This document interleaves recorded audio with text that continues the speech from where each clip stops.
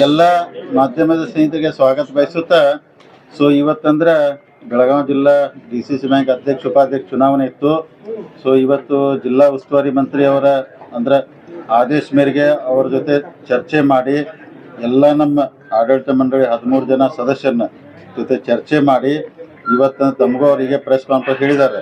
ಅಂದ್ರೆ ಅಧ್ಯಕ್ಷ ಸ್ಥಾನಕ್ಕೆ ಸನ್ಮಾನ್ಯ ಅಣ್ಣಾಸಾಹೇಬ್ ಜೊಲ್ಲೆ ಅವರು, ಉಪಾಧ್ಯಕ್ಷ ಸ್ಥಾನಕ್ಕೆ ಕಾಗವಾಡ ಶಾಸಕರಾದ ಮಾನ್ಯ ರಾಜು ಕಾಗೆ ಅವ್ರನ್ನ ನಾಮಿನೇಷನ್ ಮಾಡಿದ್ವಿ. 2 ನಾಮಿನೇಷನ್ ಬಂದವ್ರಿ. ಅಂದ್ರೆ 2 ಅವಿರೋಧ ಆಯ್ಕೆ ಆದಂಗೆ ಅಂತೇಳಿ ಅಂದರು. 3 ಗಂಟೆಗೆ ಅದ್ರದ್ದು ಒಂದು ಮೀಟಿಂಗ್ ಆಗ್ತೈತಿ. ಅದಕ್ಕೆ ನಾವೆಲ್ಲ ಚುನಾವಣೆಗಿಂತ ಮುಂಚೆನೂ ಮಾಧ್ಯಮ ಸ್ನೇಹಿತರ ಮುಖಾಂತರ ಜಿಲ್ಲೆ ಜನತೆಗೆ, ರೈತರಿಗೆ, ಗ್ರಾಹಕರಿಗೆ, ನೌಕರಸ್ಥರಿಗೆ ಏನು ಭರವಸೆ ಕೊಟ್ಟಿದ್ದು ಅಂದ್ರೆ DCC ಬ್ಯಾಂಕ್ ನಮ್ಮದ ಗುಂಪಿನಂದ್ರೆ ನಾವು ಜೊಲ್ಲೆಯವ್ರು ಕೂಡ ಏನೊಂದು ಪ್ಯಾನಲ್ ಮಾಡಿದ್ದೀವಿ. ಆ ಗುಂಪಿಗೆ ಬಹುಮತ ಬರ್ತೈತಿ. ಅಧ್ಯಕ್ಷ ಉಪಾಧ್ಯಕ್ಷ ನಮ್ಮವ್ರು ಆಗ್ತಾರ ಮೊದಲು ಹೇಳಿದ್ದು. ಅದೇ ಪ್ರಕಾರ ನಾವು ಅವಾಗ ಒಂದು ಮಾತು ಕೊಟ್ಟಿದ್ದು, ಅಧ್ಯಕ್ಷ ಸ್ಥಾನ ಉಪಾಧ್ಯಕ್ಷ ಸ್ಥಾನ 2 ನಾವು ಲಿಂಗಾಯತ ಸಮುದಾಯಕ್ಕೆ ಕೊಡ್ತಿದ್ದು. ಅದರ ಪ್ರಕಾರ ನಮ್ಮ ಪ್ರಾಮಿಸ್ ನಾವು ಫುಲ್ಫಿಲ್ ಮಾಡಿದ್ದೀವಿ. ಅಂದ್ರೆ ನಾನು ತಮ್ಮ ಮುಖಾಂತರ ಇವತ್ತು ಏನು ಹೇಳ್ತೇನೆಂದ್ರೆ ಮುರುಗೋಡು ಮಾಂತದ್ದನ ಆಶೀರ್ವಾದ ಬ್ಯಾಂಕಿಗೆ 100 ವರ್ಷ ಆತ್ರಿ. ಈಗ 100ನೇ ಶತಮಾನೋತ್ಸವದಾಗ ನಾವು ನಡೀತಾ ಇದ್ದೀವಿ. ಆದರೆ ದೇವ್ರ ಇಚ್ಛೆ ಪ್ರಕಾರ ದೇವ್ರು ಯಾವಾಗ ಒಳ್ಳೆಯವ್ರು ಬರಬೇಕು ಬ್ಯಾಂಕ್ನೊಳಗೆ. ಒಂದು ನಿಮ್ಗೆ ಉದಾಹರಣೆ ಹೇಳ್ತೀನಿ. 2004ರಾಗ ನಮ್ಮ ದೇಶಕ್ಕೆ ಅಚಾನಕ್ ಒಬ್ಬ world best economist prime minister ಆದ್ರೆ ಡಾಕ್ಟರ್ ಮನಮೋಹನ್ ಸಿಂಗ್. ಇವತ್ತು ನಮ್ಮ ಬ್ಯಾಂಕಿಗೆ ಬೆಸ್ಟ್ ಆರ್ಥಿಕ ತಜ್ಞರು ಎಕನಾಮಿಸ್ಟ್ ಅಂತಂದ್ರು ತಪ್ಪಾಗ್ಲಿಕ್ಕಿಲ್ಲ. ಅಣ್ಣಾಸಾಹೇಬ್ ಜೊಲ್ಲೆ ಅವರಿಗೆ ಮುರುಗೋಡು ಮಾಂತದ್ದನ ಆಶೀರ್ವಾದದಿಂದ ಅಧ್ಯಕ್ಷ ಆಗುವಂಥ ಅವಕಾಶ ಸಿಕ್ತಂದ್ರೆ ಇಟ್ಟು ದಿವಸ ಎಲ್ಲರೂ ಬ್ಯಾಂಕ್ನಾಗ ಕೂತು ರಾಜಕಾರಣ ಮಾಡಿ ಬ್ಯಾಂಕ್ ನಡೆಸ್ತಿದ್ರು. ಆದರೆ ಇವತ್ತು ನಮಗಿಂತ ಅಧ್ಯಕ್ಷ ಸಿಕ್ಕಾರಲ್ಲ ರೀ. 5 ವರ್ಷ ಒಳಗಂದ್ರೆ ಇದರ ಚಿತ್ರ ಬದಲಾಗಿ, ಯಾಕಂದ್ರೆ ಹಣಕಾಸಿನ ಬಗ್ಗೆ ಆರ್ಥಿಕ ಬಗ್ಗೆ ಸಿಕ್ಕಾಪಡೆ ಅನುಭವ ಇರೋದ್ರಿಂದ ಅಂಥ ಅಧ್ಯಕ್ಷ ಸಿಕ್ಕದ್ದು ನಮ್ಮೆಲ್ಲರೂ ಸೌಭಾಗ್ಯ ಮತ್ತು ನಮ್ಮ ರೈತರ ಸೌಭಾಗ್ಯ. ಒಳ್ಳೆಯ ದೃಷ್ಟಿಯಿಂದ ನಡ್ಸ್ಕೊಂಡು ಹೋಗುವಂಥ ಸಂಪೂರ್ಣವಾದಂಥ ಎಲ್ಲ ಭರವಸೆ ಐತಿ. ಅವ್ರ ಅಧ್ಯಕ್ಷ ಆಗಿದ್ದರು ಬ್ಯಾಂಕಿನ ಭಾಳ. ಅದಕ್ಕೆ ನಾನು ತಮ್ಮ ಮುಖಾಂತರ ನಮ್ಮ ಜಿಲ್ಲೆಯ ರೈತರಿಗೆ, ಗ್ರಾಹಕರಿಗೆ, ನೌಕರ ಡಿಪಾಸಿಟ್ರಿಗೆ ಒಂದು ಮನವಿ ಮಾಡ್ತೀನಿ. ಯಾಕಂದ್ರೆ ಭಾಳ ಜನ ಎಲ್ಲ ವಾಟ್ಸಪ್ಪಲ್ಲಿ ಸುಮಾರು 1000 ಕೋಟಿ ಡಿಪಾಸಿಟ್ ವಿಡ್ರಾವಲ್ ಆಗೈತೆ ಅಂತೇಳಿ ಎಲ್ಲ ಪ್ರಚಾರ ಮಾಡ್ತಿದ್ರು. ತಮಗೆ ಹೇಳ್ತೀನಿ, ಪ್ರತಿ ವರ್ಷ ಬ್ಯಾಂಕಲ್ಲಿ ಈ ಟೈಮಲ್ಲಿ 700 ಕೋಟಿಯಿಂದ 800 ಕೋಟಿ ವಿಡ್ರಾ ಆಗ್ತಿತ್ತು. ಡಿಸೆಂಬರ್ನಿಂದ ಮಾರ್ಚ್ ಒಳಗೆ ಮತ್ತೆ ಜಮಾ ಆಗ್ತಿತ್ತು. ಈ ಸಲ ಒಂದು 300 ಕೋಟಿ ಜಾಸ್ತಿ ವಿಡ್ರಾ ಆಯಿತು ಡಿಪಾಸಿಟ್. ಅದಕ್ಕೆ ಎಷ್ಟು ಅಪಪ್ರಚಾರ ಮಾಡ್ರಿ ಅಂದ್ರೆ, ಜಾರಕಿಹೊಳಿ ಕಡೆ ಬ್ಯಾಂಕ್ ಹೋಗ್ತಿದ್ವಿ, ಬ್ಯಾಂಕ್ ಮುಳುಗ್ತಿತ್ತು, ಅಪಪ್ರಚಾರ ಮಾಡಿ ಯಾಕಂದ್ರೆ ಪಾಪಕ್ಕೆ ತಪ್ಪು ಸಂದೇಶ ಕೊಟ್ಟು 700-800 ಆಗೋಲ್ಲ, ಒಂದು 250 ಕೋಟಿ ಹೆಚ್ಚಿಗೆ ಡಿಪಾಸಿಟ್ ವಿಡ್ರಾ ಆಯ್ತು. ಯಾಕಾಯ್ತಂದ್ರೆ ಗೋಲ್ಡ್ ರೇಟ್ ಜಾಸ್ತಿ ಆಗೋದ್ರಿಂದ ಜನ ಬ್ಯಾಂಕ್ ದುಡ್ಡು ತಕ್ಕೊಂಡು ಗೋಲ್ಡಲ್ಲಿ ಇನ್ವೆಸ್ಟ್ ಮಾಡಿದ್ರು. ಅದಕ್ಕೆ ಇದೆಲ್ಲ ಸುಳ್ಳು ಐತಿ. ಅದಕ್ಕೆ ಯಾರು ಡಿಪಾಸಿಟ್ರು, ರೈತರು ಯಾರು ಅಂಜಕ್ಕೆ ಹೋಗ್ಬೇಡ್ರಿ. ಬ್ಯಾಂಕ್ ಗಟ್ಟಿ ಆಗೈತಿ. ನಾಳಿದ ಅಂದ್ರೆ ನಮ್ಮ ಬೆಳಗಾವಿ ಜಿಲ್ಲಾ ಡಾಕ್ಟರ್ ಮನಮೋಹನ್ ಸಿಂಗ್ ಅಣ್ಣಾಸಾಹೇಬ್ ಜೊಲ್ಲೆ ಅವ್ರ ಕಡೆ ಬ್ಯಾಂಕ್ ಬಂದೈತಿ. ಯಾರು ಅಂಜಬೇಡ್ರಿ. ಬೆಸ್ಟ್ ಬ್ಯಾಂಕ್ ಇರ್ತೀವಿ. ಅಣ್ಣಾಸಾಹೇಬ್ ಜೊಲ್ಲೆ ಅವ್ರು ನಮ್ಮ ಕನಸು ಇಷ್ಟ ಐತಿ. 10 ವರ್ಷ ಈ ಬ್ಯಾಂಕನ್ನ 6,500 ಕೋಟಿ ಇದ್ದಂಥ ಡಿಪಾಸಿಟ್ನ 10,000 ಕೋಟಿಗೆ ಒಯ್ಬೇಕು. ಅವ್ರು ನಿನ್ನೆ ನಾವು ರಾತ್ರಿ 5 ವರ್ಷಗಂತಾರ. 10 ಬೇಡ, 5 ವರ್ಷ ಒಳಗೆ. ಆಮೇಲೆ ನಿನ್ನ ರಾತ್ರಿ ನಾವು ಕುಂತು ಮಾತಾಡಿದಾಗ ಅವ್ರು ಅದ ಅಂದ್ರೆ ಮಂಗಳೂರದಾಗ ಅಂದ್ರೆ DCC ಬ್ಯಾಂಕ್ ರಾಜ್ಯದಾಗ ನಂಬರ್ 1 ಐತಿ. ನಾವು ಮೊದಲು ನಮ್ಮ ಕರ್ನಾಟಕ DCC ಬ್ಯಾಂಕ್ ನಂಬರ್ 1 ಮಾಡುವಂಥ ಇಂಥ ಅನೇಕ ಇದನ್ನೆಲ್ಲ ಅಂದ್ರೆ ಯೋಜನೆ ಇಟ್ಕೊಂಡು ಮಾಡಿದಾರು. ಅದಕ್ಕೆ ನಾವೆಲ್ಲರೂ ಉಸ್ತುವಾರಿ ಸಚಿವರು, ಎಲ್ಲರೂ ಶಾಸಕರು, ಜಿಲ್ಲೆ ಶಾಸಕರು ಎಲ್ಲರೂ ಸಹಕಾರ ಕೊಡ್ತು ಅಂದಿದ್ರು. ಅದಕ್ಕೆ ಚುನಾವಣೆ ನಾವು ಮಾಡೋದಿದ್ದು ಜೋರಾಗಿ ಚುನಾವಣೆ ಮಾಡಿದ್ರು. ಚುನಾವಣೆ ಮುಗಿತು. ಈಗೆಲ್ಲಾನು ವಿಶ್ವಾಸ ತಗೊಂಡು ಚಲೋ ಬ್ಯಾಂಕ್ ನಡಿ ಬೆಳಗಾವಿ ಜಿಲ್ಲೆ ರೈತರಿಗೆ, ಗ್ರಾಹಕರಿಗೆ, ನೌಕರ ಒಳ್ಳೆ ಆಗುವಂಥ ಪ್ರಾಮಾಣಿಕ ಪ್ರಯತ್ನ ನಾವು ಮಾಡ್ತೀವಿ. ಮತ್ತೇನು ಕೇಳೋದಕ್ಕೆ ನವರತ್ನ ತೇಲವನ್ನ ಹಾಕುವಂತ ಕೆಲಸ ಮಾಡಿದ್ರು ಡೈರೆಕ್ಟರ್ಗಳಿಗೆ. ಅಂದ್ರೆ ಅವರ ಬೇರೆ ಕಡೆ ಸೆಳೆಯುವಂತ ಪ್ರಯತ್ನ ನಡೀತು ಅನ್ನೋ ಮಾತನ್ನ ಹೇಳ್ತಾ ಇದ್ದಾರೆ. ನವರತ್ನ ತೇಲ್ ಹಚ್ಚದವ್ರು ಯಾರು ಅಂತ. ಅಲ್ಲ, ಈಗ ನೋಡ್ರಿ, ರಾಜಕಾರಣದಾಗ ನಮ್ಮ ವಿರೋಧಿಗಳಿಗೆ ಸುಮ್ಕೊಂಡು ಅನ್ನಕ್ಕೂ ಆಗೋದಿಲ್ರಿ. ಅವರು ರಾಜಕಾರಣ ಮಾಡೋರಿ, ಅವರು ತಮ್ಮ ಪ್ರಯತ್ನ ಎಫರ್ಟ್ ಮಾಡ್ತಾರೋ. ಈಗ ನಮ್ಮ ಕೆಲಸ ನೀವು ಹಂಗ್ಯಾಕೆ ಮಾಡ್ರಿ, ಅವ್ರಿಗೆ ಫೋನ್ ಮಾಡ್ರಿ, ಅವ್ರನ್ನ ಹೇಳಿ ಅನ್ನಕ್ಕೆ ತಪ್ಪಾಗಲ್ಲ. ರಾಜಕಾರಣ ಅವರು ಮಾಡ್ತಾರೋ, ನಾವು ಮಾಡ್ತೀವಿ. ಇವತ್ತು ನಾವು ಸಕ್ಸಸ್ ಆಗಿದ್ದೀವಿ. ಭಾಳ ವರ್ಷ ನಂತರ ಏನಿಲ್ಲ, 30 ವರ್ಷ ನಂತರ ಹೋರಾಟ ಮಾಡಿ ಬ್ಯಾಂಕ್ ಕೈಯಾಗಿ ತೊಗೊಂಡಿದ್ವಿ. ಅಂದ್ರೆ ನಾ ಇಷ್ಟ ನನ್ನ ಆಸೆ ಐತಿ. ಅಣ್ಣಾಸಾಹೇಬ್ ಜೊಲ್ಲೆ ಅವರು, ರಾಜು ಕಾಗೆ ಅವರು ಕೂಡಿ ಬ್ಯಾಂಕನ್ನು ಈಗೇನು ಮೊದಲು ನಡೆಸಿರಲ್ಲ ರೀ, ಅಂದ್ರೆ ನಡೆಸಿದಂಥ ಕೆಲವೊಂದು ತಾಲೂಕುಗಳು ಅವನ ಹೆಸರು ಮರೆಸಿ ಒಳ್ಳೆ ಕೆಲಸ ಮಾಡ್ತಾರೋ. ಮತ್ತು ರಾಜಕಾರಣ ಇವೆಲ್ಲ ನಡೆದು ಅದಕ್ಕೆಲ್ಲ ಭಾಳ ನಾವು ತಲೆ ಕೆಡಿಸೋದು. ಬಿಜೆಪಿಗೆ ಹೋಗಿದೆ, ಕಾಂಗ್ರೆಸ್ಗೆ ಉಪಾಧ್ಯಕ್ಷ ಸ್ಥಾನ ಹೋಗಿದೆ. 30 ತಿಂಗಳ ಅವಧಿಗೆ ನೀಡ್ತಾ ಇದ್ದಾರೆ. ಇಲ್ಲ ಆ ಥರ ಇಲ್ಲ. ಈಗ ಸದ್ಯಕ್ಕೆ ನೋಡಿ ನಾವು ಏನು ಮಾಡಿದೆ ಅಂದ್ರೆ, ಒಂದು ಅಧ್ಯಕ್ಷ ಸ್ಥಾನ ನೋಡಿ ಹೋದ ಸಲ ನಾವು 13 ಜನ BJP ಡೈರೆಕ್ಟ್ ಇದ್ರು.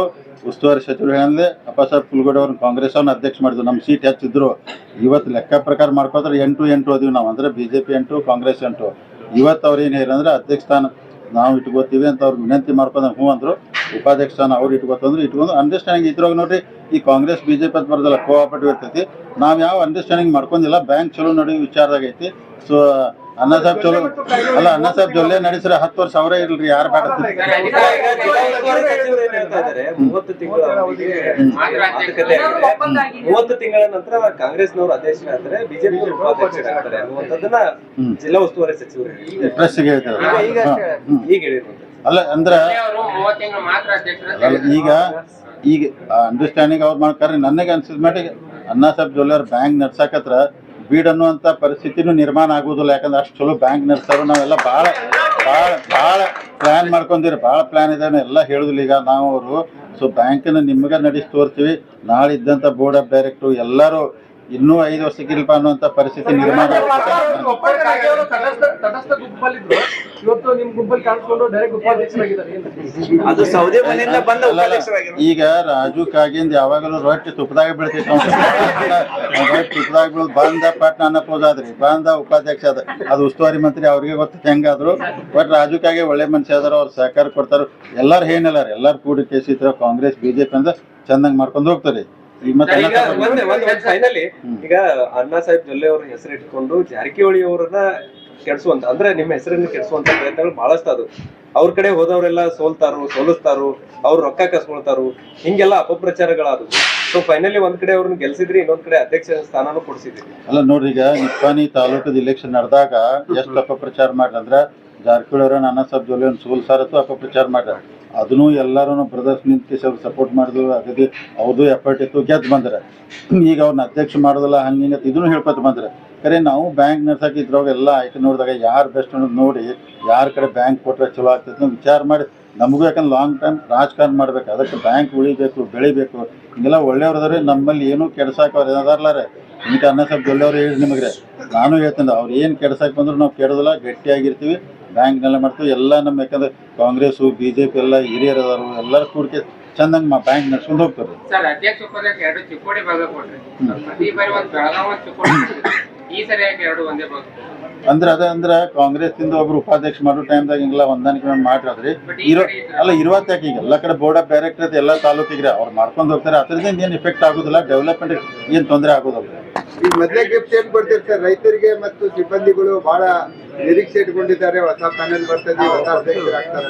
ಈಗ ಅದನ್ನ ಸ್ವಲ್ಪ ತಡಿಲ್ಲ, day by day Anna Saheb Jolle ಅವ್ರಿಗೆ ಮೀಟಿಂಗ್ ಸ್ಟಾರ್ಟ್ ಮಾಡ್ತಾರೋ, ಎಲ್ಲ ಮಾಡ್ತಾರೋ. ಸ್ವಲ್ಪ ಇವತ್ತು ಶುರು ಆಗೈತೆ, ಬಟ್ ಒಳ್ಳೇದಾಗ್ತೈತ್ರಿ. ಅಲ್ಲ Congress government sir last time ಅಪ್ಪ ಸಾಹೇಬ್ ಕುರುಗೋಡಿ ಅವ್ರು ಆಗ್ಬೇಕಾದ್ರೆ ಗೌರ್ಮೆಂಟ್ ಅವ್ರದ್ದು ಇದೆ, ಹಿಂಗಾಗಿ ನಾವು ಬಿಜೆಪಿ ಹೋಗಲ್ಲ ಅಂತ ಕೊಟ್ಟಿದ್ರಿ. ಈಗ ಕಾಂಗ್ರೆಸ್ ಗೌರ್ಮೆಂಟ್ ಶಾಕ್ ಕೊಟ್ಟರು, ಯಾಕಂದ್ರೆ ಸಿದ್ದರಾಮಯ್ಯನವರು ಎಂಟ್ರಿ ಆಗಿದ್ರು ಅಂತೇಳಿ ಚರ್ಚೆಗಳಾದ್ರು ಸರ್.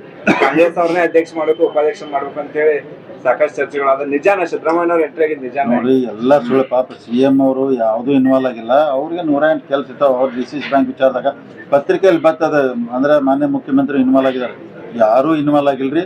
ಮತ್ತು ಕೋಆಪರೇಟಿವ್ ವಿಚಾರದಾಗ ರೀ ಎಲ್ಲರೂ ಕೂಡ್ಯಾತ. ಅಪೆಕ್ಸ್ ಇರಲಿ, KMF ಇರಲಿ, ಮಾರ್ಕೆಟಿಂಗ್ ಫೆಡರೇಷನ್ ಇರಲಿ, ಎಲ್ಲ ಪಾರ್ಟಿಯವ್ರು ಕೂಡ ಮಾಡ್ತಾರೆ. CM ಅವ್ರು ಇನ್ವಾಲ್ವ್ ಆಗಿಲ್ಲ.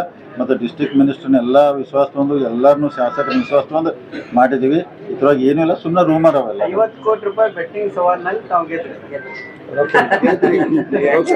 ಅವಾಗ ಯಾರು ಬೆಟ್ಟಿಂಗ್ ಹಿಡ್ದಿಲ್ಲಲ್ಲ ರೀ. ನಾವ್ ಹೇಳಿದಿಲ್ಲ, ನಮ್ಗೆ ಕಾನ್ಫಿಡೆನ್ಸ್ ಇತ್ತು. ನಾವು ನೋಡ್ರಿ ಜಿಲ್ಲಾ ಮಟ್ಟದಾಗ ಕೆಲವು ಮಂದಿ ತಾಲೂಕದು ಚುನಾವಣೆ ಗೆದ್ದು ಖುಷಿ ಒಳಗದಾರ. ಅವ್ರ ತಾಲೂಕಾಗ ಖುಷಿ ಆಗಿರ್ಲಿ, ಜಿಲ್ಲಾ ಮಟ್ಟದ ಬಂದಾಗ ನಾವು ಬಿಡುದಿಲ್ಲ, ನಾವು ಗೆಲ್ತೀವಿ. ಅಶೋಕ್ ಪಟ್ಟಣ್ ಅವರು ವೈಲ್ಡ್ ಕಾರ್ಡ್ ನಾಗ ಎಂಟ್ರಿ ಆಗಿದ್ರು. ಅಶೋಕ್ ಪಟ್ಟಣ್ ಈಗ ಅವ್ರು ಹೆಂಗಾದ್ರು ನಂಗೆ ಗೊತ್ತಿಲ್ಲ. ಈಗ ನಾವು ಅವ್ರಿಗೆ ಕೇಳ್ಬೇಕ್ರಿ. ಸರ್ ಅಧ್ಯಕ್ಷ ಸರ್